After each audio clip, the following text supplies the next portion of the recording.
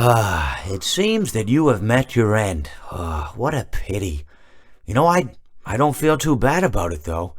After all, if it weren't me, it would have just been one of the others, I guess. I'm honestly just glad to be out of those air ducts. It's not easy for a hippopotamus to fit up there, and not easy to get down either, and not as young as I used to be, as you can see. I used to be able to do all the sorts of things. You're young, you're vibrant, you have that sort of pep in your step. It reminds me of a conversation I was having with one of my good friends, Orville. We were having a nice picnic one day. I believe it was summer. No, perhaps it was... Was it the fall? Yes, it was the fall because the leaves had turned already. But I said to Orville, I says, "Orville, I have a story to tell you."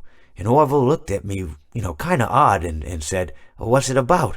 I said to him, "Not every story has to be about something, Orville. Sometimes a person just wants to talk. Why does everything have to be a story?" I said to him.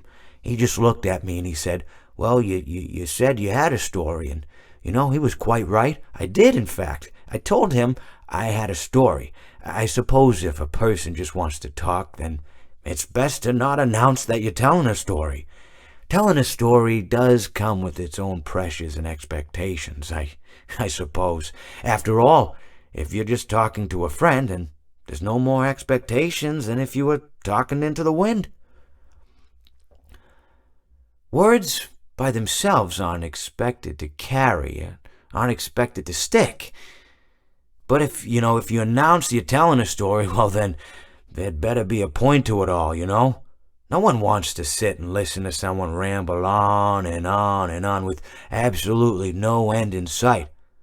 So, it's good to be mindful that when you tell someone that you're about to tell a story, that you have something to say. Telling someone that you're going to tell them a story is tantamount to asking them to stop what they're doing and pay attention. You're basically saying, hey, buddy, stop everything. Stop what you're thinking. I have a solution to everything. And, well, I didn't really have any story to tell. In hindsight, I probably just misspoke when I said that I had a story. I think it would have just been better to tell Orville that I wanted to tell him something rather than tell him that I had a story. But, even then, it might have put too much importance on the whole thing. Either way, it was quite a nice day. I remember that we were drinking tea.